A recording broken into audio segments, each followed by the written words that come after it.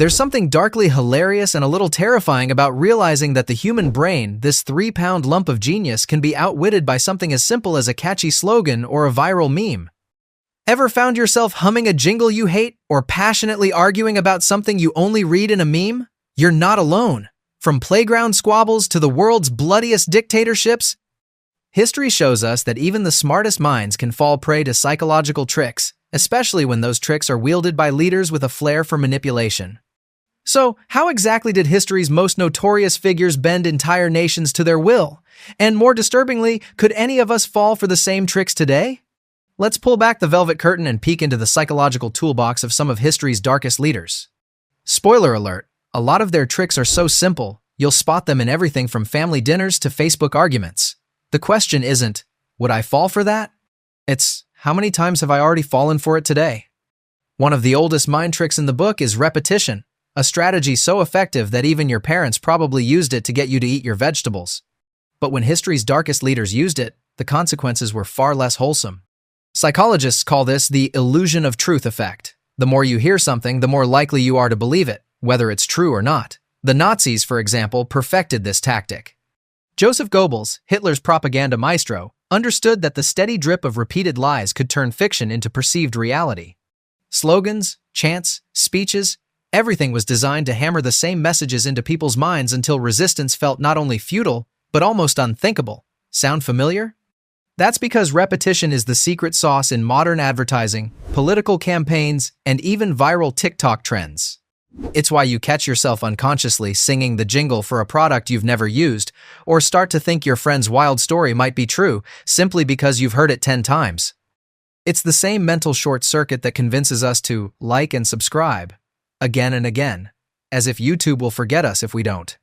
Turns out history's villains and today's marketers have a lot in common, except, hopefully, your favorite brand of toothpaste isn't planning world domination. If repetition wears down resistance, divide and conquer slices right through the heart of unity. History's shadowy power players knew that a group divided is a group easily manipulated. Stalin excelled at this. By fostering distrust, pitting rivals against each other, and making alliances as unstable as a soap opera love triangle, he ensured that no one group could challenge his authority for long. Ancient Roman emperors thrived on similar tactics, turning the Senate into a den of vipers and letting internal drama do their dirty work. Think that's just ancient history? Not quite. Divide and conquer is alive and well in offices everywhere. Management splits up teams to foster healthy competition, but suddenly everyone's spending more time watching their backs than doing actual work. Or consider high school, where rumors and little factions explode faster than popcorn in a microwave. If you've ever watched a friend group implode over who gets to choose the restaurant, congratulations, you've seen a miniature version of history's favorite power play. In the end, drama isn't just entertainment, it's a tool, and the best manipulators wield it like a scalpel. Now, if you really want to rally a crowd, nothing works quite like giving them a common enemy. Leaders throughout history have mastered the art of uniting people by channeling their fears, frustrations, and even boredom towards a conveniently villainous other. Mao Zedong used counter-revolutionaries as his bogeyman. Medieval rulers blamed witches for everything from bad harvests to neighborly disputes. Modern politicians? Well, just turn on the news. Psychologists call this in-group versus out-group thinking, and it's hardwired into our brains. Having an enemy bonds people together, provides a sense of purpose, and let's be honest, makes for a juicier story. Why do you think sports fans love to hate rival teams, or why every office seems to have a least favorite boss everyone quietly complains about?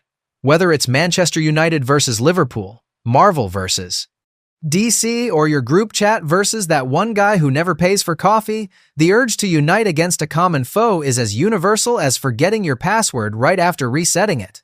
This trick works because it's comforting. It simplifies the world, offers a scapegoat, and creates instant belonging. But, as history proves, it's also a shortcut to prejudice, suspicion, and sometimes even violence, making it one of the most double-edged tricks in the psychological arsenal. Emotions, however, are the gasoline that supercharges all these mind tricks. The darkest leaders know that logical arguments are no match for a stampede of raw feeling, especially fear, anger, and hope. Mussolini's grandiose speeches didn't win over Italians by citing statistics. He swelled the crowd's pride and stoked their anxieties, making rational debate seem almost irrelevant. In America's Red Scare, politicians whipped up a frenzy over communist infiltration, sparking mass hysteria that ruined careers and lives with a few pointed accusations. You see echoes of this everywhere, from limited-time offers that make us panic buy things we don't need, to viral online outrage that sweeps through comment sections like wildfire. That feeling of, if I don't act now, I'll regret it forever, is the same primal circuitry that makes people rush for the exits during a fire drill or jump on a trending hashtag without checking the facts. There's a reason stores put up giant red sale signs. Panic and excitement short-circuit the part of our brains that asks, do I really need a fourth pair of shoes? We humans may have opposable thumbs and moon landings, but when it comes to herd emotions, we're not so different from a flock of startled sheep.